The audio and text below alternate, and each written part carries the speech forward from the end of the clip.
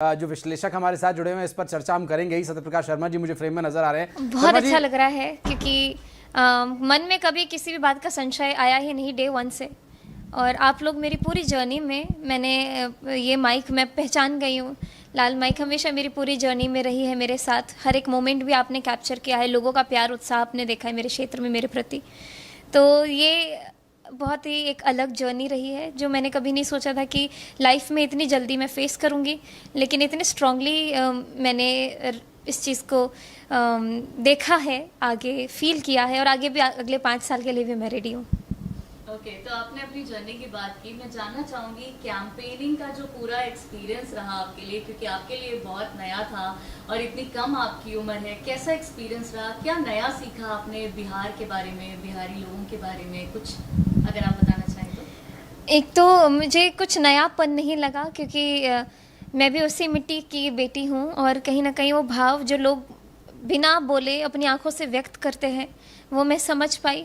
लोगों ने मुझे अपनी बेटी की तरह अपनाया है, किसी नेता या फिर किसी प्रत्याशी के रूप में मैं उनके बीच में नहीं गई। तो ये चीज़ें हैं जो मुझे आगे हेल्प करेंगे। एक संवेदनशील व्यक्ति ज़्यादा अच्छे से राजनीति में भी अपनी जगह बना सकता है। इस चीज़ को मुझे कायम करना है, लोगों को एहसास दिलाना है, क्योंकि मुझे 1 महीने में बहुत सारी ऐसी बातें सुनने को मिली कि नई राजनीति बहुत दलदल है, मत जाओ, ऐसे मुँह मत करो, तुम भी बहुत छोटी हो। और ये सारी बातें बोल करके कहीं ना कहीं मुझे ऐसा महसूस कराने की भी कोशिश की गई बहुत लोगों द्वारा कि मेरे बस की नहीं है, मैं सिर्फ 25 की हूँ। लेकिन आने वाले समय में मैं अपने आप को प्रूव करूँगी। ये मेरे लिए बहुत बड़ा चैलेंज है और मेरे सपने भी कहीं ना कहीं इसी में पूरे होंगे। एक बहुत ही सक्सेसफुल सिंगर हैं। बहुत, मैं ये नहीं बोलूँगी कि सक्सेस आपने अभी देखी, सब सक्सेस आपने बहुत पहले ही देख ली थी। सिंगर के रूप में आपने बहुत सक्सेस पाई है। मैं जानना चाहूँगी कैसे आपने क्या कुछ सोचा है क्या अभी कि आप कैसे मैनेज करेंगी सिंगिंग को और इलेक्शन को और अपनी सीट को, सब कुछ? सबसे पहली चीज़ कि कोई इस्तीफ़ा दे करके अपनी नौकरी से पॉलिटिक्स ज्वाइन करते हैं, लेकिन मेरे लिए ये मेरा भाग्य है कि संगीत से मुझे कभी जीवन में इस्तीफ़ा तो देने की ज़रूरत नहीं पड़ेगी, क्योंकि वो मेरे कंठ में विराजमान है। मैंने जो भी इतने सालों तक तपस्या की है संगीत में, वो जब तक मैं जीऊँगी तब तक मुझे 1% के लिए भी छोड़ के नहीं जाएगा। मेरे अंदर संगीत की बढ़त रहेगी, हमेशा करते रहूँगी। रियाज़ मेरा जो चलते आ रहा है वो करते रहूँगी, लेकिन एक नई सर्विस, अब ये मुझे लगता है कि ये मेरा एक फुल टाइम जॉब भी है। लोगों को अपना बनाना, लोगों के साथ रह करके उनके जीवन को अपने जीवन में ढालना या फिर अपने जीवन को उनके हिसाब से जीना। तो ये सब चीज़ें हैं जो मैं धीरे धीरे प्रोसेस कर रही हूँ। जैसे जैसे जीत करीब आ रहा है या फिर मैं टीवी पे जो फॉलो कर रही हूँ आंकड़ों को, तो उससे मुझे मजबूती मिल रही है और आगे चल के मैं ज़रूर अपने विधानसभा में एक नई मिसाल कायम करूँगी। आपने संगीत की बात की, मैं एक लाइटर नोट पे एक सवाल लेना चाहूँगी। कैंपेनिंग के दरमियान क्या आपके फैंस ने या लोगों ने आपसे कभी ऐसा गाना गाने की कोई ऐसी अपील? मुझे तो बिना गाना सुने छोड़ते नहीं थे लोग। मैं जहाँ जहाँ गई लास्ट में 2 लाइन ज़रूर सुना के जाती थी।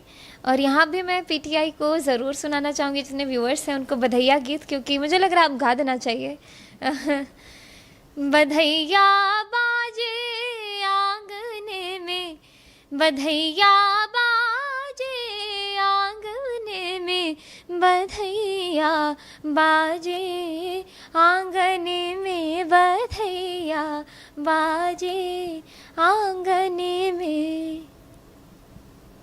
That's so sweet, so nice.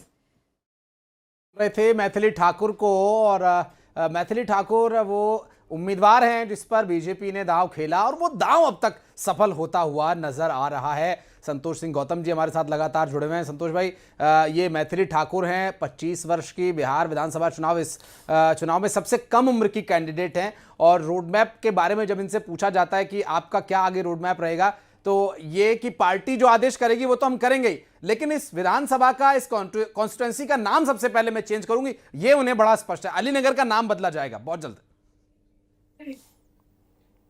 ये तो चुनाव जीतने के शॉर्टकट फार्मूले हैं। मैं मैथिली जी को बधाई देता हूं, लेकिन मैं उनसे कहूंगा कि इस प्रकार की शॉर्टकट पॉलिटिक्स न अपनाएं। उनसे अपेक्षाएं अगर बिहार की जनता रख रही है तो वो बिहार में कुछ प्रगति की बात करें, उस जिस कॉन्स्टिट्यूएंसी से जीती वहां उद्योग धंधे लाने की बात करें, वहां के लोगों के रोजगार की बात करें। मैं तो मैथिली ठाकुर से यही कहना चाहूंगा और वो जीत रही तो मैं उन्हें बधाई देता हूं। ठीक है राजपाल जी, एक जब युवा राजनीति में आते हैं, आपको भी, हालांकि अब तो काफी समय हो गया आपको भी, जब एक युवा राजनीति में आता है और उसे आते ही मौका मिल जाता है, देखिए हर